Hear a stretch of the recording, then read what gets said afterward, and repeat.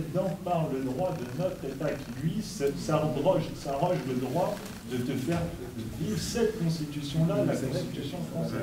Et que tu ne vas pas pouvoir vivre celle-là par ton propre choix. Alors, je suis d'accord. Non, mais je suis d'accord avec toi, effectivement. Il va y avoir un moment donné, il va y avoir une incohérence, mais tu peux aller au bout de ce que la cohérence te permet. C'est-à-dire,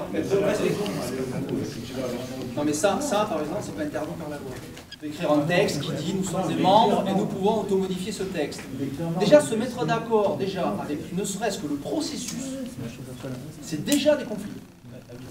Or, déjà se mettre d'accord avec ça, un texte qui permet de s'automodifier lui-même, ça ne dit pas que c'est une constitution. Si moi, dans ma constitution, j'ai une connerie, je remets en cause la propriété privée.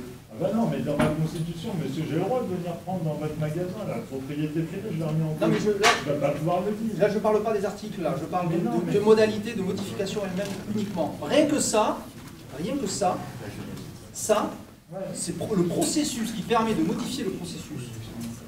Le processus qui permet de modifier le processus. Rien que ça n'implique pas tous les autres articles. Et se mettre d'accord sur ça, c'est déjà un pas énorme. Non, mais je suis d'accord. Parce que ça veut dire que ça, on est sûr que si on veut le mettre dans la Constitution officielle, on est à peu près sûr que c'est un truc solide, parce qu'on y a vraiment bien réfléchi. Et c'est la clé quand même. C'est la clé pour que les générations futures ne se fassent pas avoir. Cette Constitution, elle s'applique aux gens qui ont souscrit, donc elle ne s'applique pas à la personne qui a un magasin. Oui, mais les gens qui ont souscrit vont pouvoir participer à la mise au point d'un consensus commun sur le processus qui est capable de modifier le processus. Aujourd'hui, il n'y en a pas. Étienne propose le tirage au sort, très bien. Mais le tirage au sort, pour la Constitution, qui va modifier la Constitution, très bien. Mais ça, c'est déjà un processus qui ne dit pas comment il se modifie lui-même. Est-ce que par tirage au sort, les gens vont pouvoir dire, c'est tout tirage au sort, par exemple, tu vois? Et donc la question est là, à savoir quel est le processus exact qui va permettre de modifier, y compris le processus. Si vous faites ça, vous avez le noyau. Alors, après, le reste, c'est que des modules que vous allez rajouter au-dessus.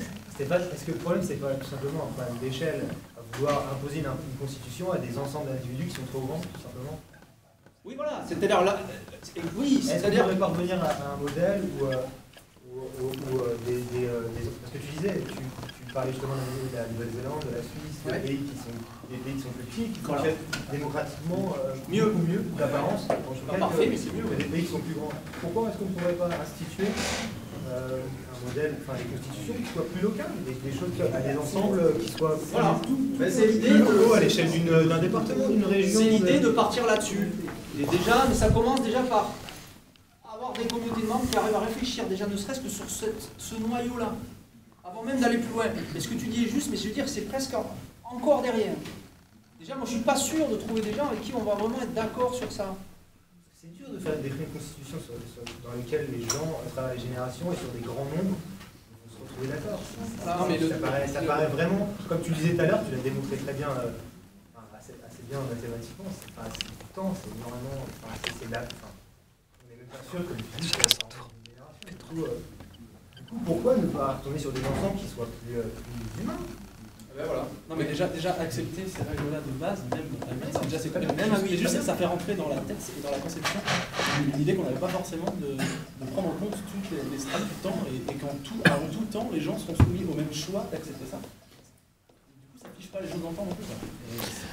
Moi en tout cas, et c'est ça qui m'a moi ça me choque cette réflexion, c'est que justement en réduisant les conglomérats, on arrive à faire des choses qui soient plus.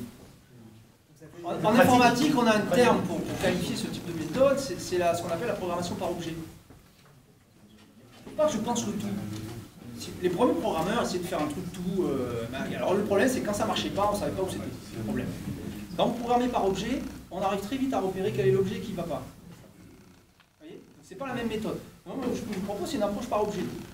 J'ai déjà un problème, moi, avec est-ce que le processus permet de se modifier lui-même? Oui, et comment? Rien que ça, c'est un objet. Est-ce que je suis capable déjà de former une communauté de gens qui sont capables de travailler là-dessus et de mettre en pratique ça? Ça n'implique pas de dire que ça sera une constitution. Ça pourrait être valable d'ailleurs pour tout un tas d'autres textes militaires. C'est une méthode qui se rapproche de la méthode de logiciel libre, donc c'est quand même assez différent parce que l'utilisation de logiciel, elle reste personnelle, elle n'est pas communautaire. Il y a Felipe qui veut poser une question et après on va passer à un autre groupe. Ah, merci, c'est super gentil, Philippe. En fait, c'est pas une question, c'est encore une fois une proposition. Nous proposons de remplacer, si possible, ce peu de le oui mais par un oui et. L'addition est tellement plus magique. Et ensuite, quant au fatalisme, on ne peut pas. Oui, on peut. Et c'est pas mal.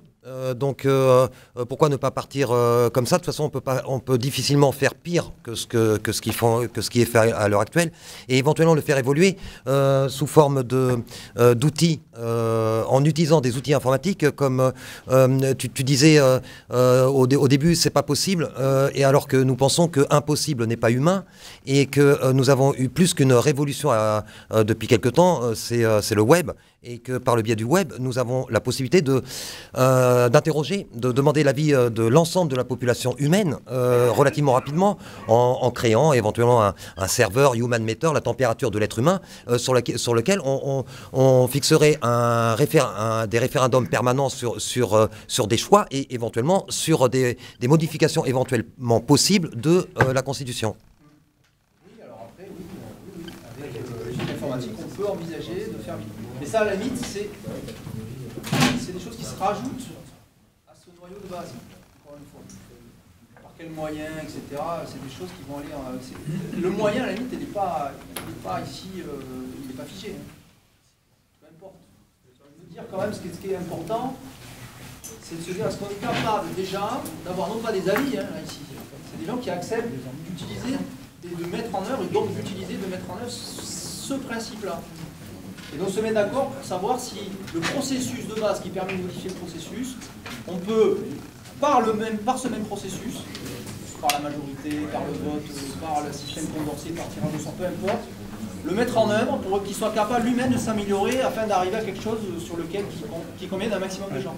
Est-ce que ça déjà c'est possible? Oui. Parce que si ça c'est pas possible pour ça, comment voulez-vous que ça le soit? Quelque chose d'encore plus complexe, on va rajouter 10 articles, 15 articles, 50 articles. Moi, je pense qu'il faut réduire. Attendez, il y a Felipe qui a la main levée depuis 20 minutes, et puis après, il y a d'autres ateliers. Je suis désolée, mais c'est comme ça. Ce qu'a écrit là-bas, c'est très bien. Mais je pense qu'il faut pas faire une fixation là-dessus, parce qu'il y a tous les groupes qui sont crédiblement démocratiques, qui font des constituantes, des ateliers constituants, etc., qui s'accordent tous par commencer par le référendum d'initiative citoyenne. Le référendum d'initiative citoyenne te permet de tout revoir à n'importe quel moment si les citoyens le donnent. Si le problème se pose, le référendum, c'est la première chose qui est admise par tous les constituants. Ouais. Donc ça, c'est... Mais c'est quel système de vote, c'est quel système qui va permettre au référendum de dire oui ou non?